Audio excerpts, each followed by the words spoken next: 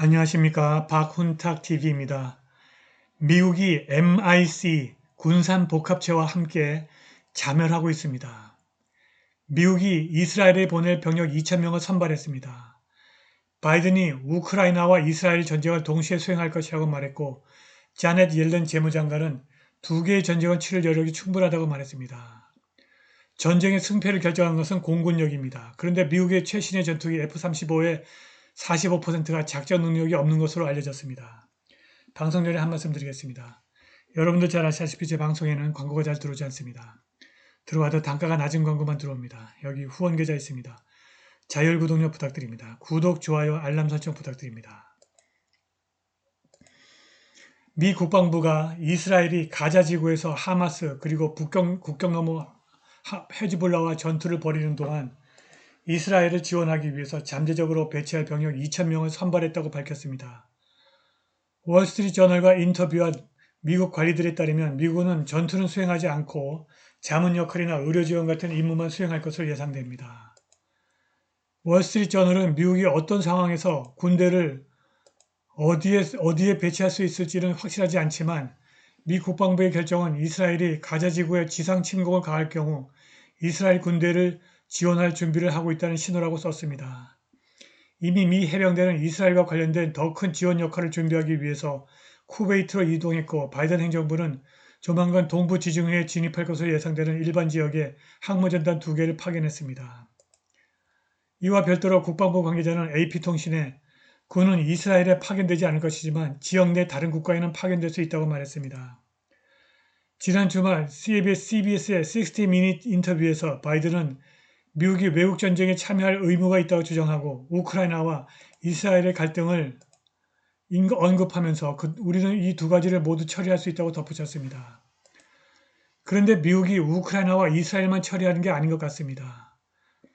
블링컨 국무장관이 지난주 소수 의원들에게 자신의 부서가 아제르바이잔이 곧 아르메니아를 침공할 가능성을 추적하고 있다고 경고했습니다. 블링컨은 국무부가 아제르바이잔에게 책임을 물을 수 있는 방법을 모색하고 있다면서 미국이 바쿠에 군사 지원을 제공할 수 있도록 허용하는 면제를 갱신할 계획이 없다고 말했습니다. 그는 아제르바이잔이 앞으로 몇 주 안에 남부 아르메니아를 침공할 가능성을 보았다고 덧붙였습니다. 미국은 2002년부터 아제르바이잔에 군사 지원을 해왔고 이것이 아제르바이잔의 아르메니아 침공을 가능케 했습니다. 제닛 옐런 미 재무장관은 월요일 미국이 두 전선에서 전쟁을 지원할 여유가 분명히 있다고 말했고 미국의 금고는 우크라이나에 대한 지원과 중동의 긴장이 지속되는 가운데 해외에서 미국의 이익을 계속 지원할 수 있는 좋은 상태라고 말했습니다. 옐런은 룩셈부르크에서 열린 유로그룹 재무장관 회담에 앞서 영국 방송 스카이뉴스와 월요일 인터뷰에서 미국은 확실히 이스라엘과 함께하고 이스라엘의 군사적 필요를 지원할 여유가 있으며 우리는 또한 러시아와 투쟁해서 우크라이나를 지원할 수 있고 지원해야 한다고 말했습니다.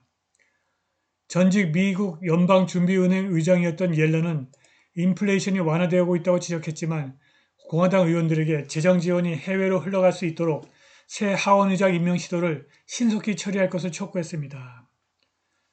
금융 및 지정학 분석가 마틴 암스트롱은 최근 헬스 레인저 보고서에 출연해서 진행자 마이크 아담스와 함께 끔찍한 하마스의 이스라엘 공격과 이스라엘과 팔레스타인의 지속적인 갈등이 러시아와의 제3차 세계대전의 길을 닫고 있다고 주장했습니다.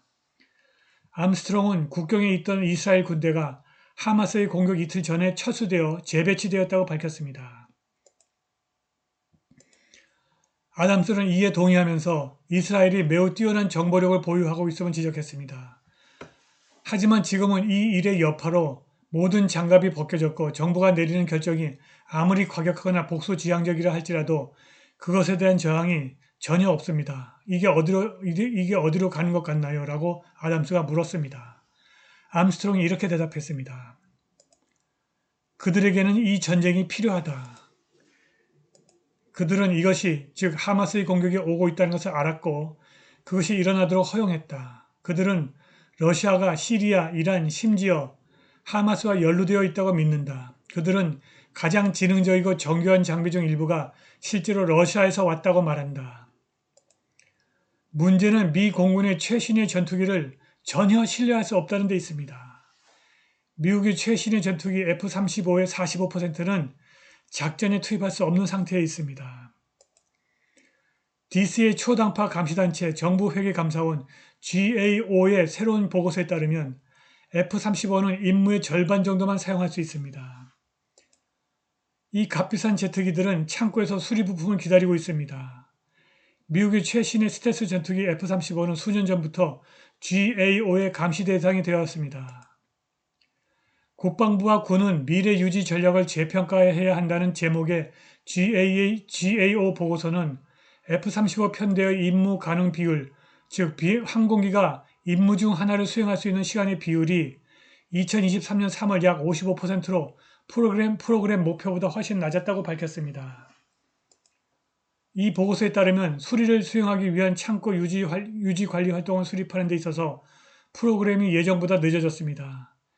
결과적으로 부품 수리 시간은 1만 개 이상이 수리를 기다리는 동안 계속 느려졌습니다.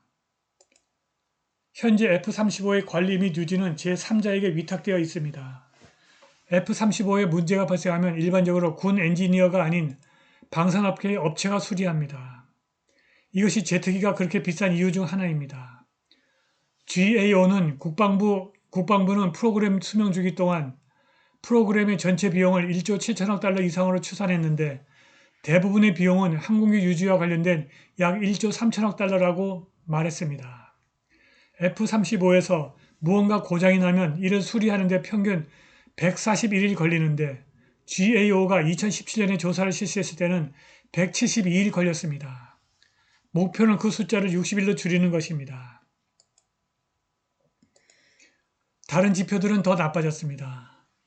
2019년 4,300개의 부품이 수리 대기 중이었는데 2023년에는 그 수가 최대 10,000개에 달합니다.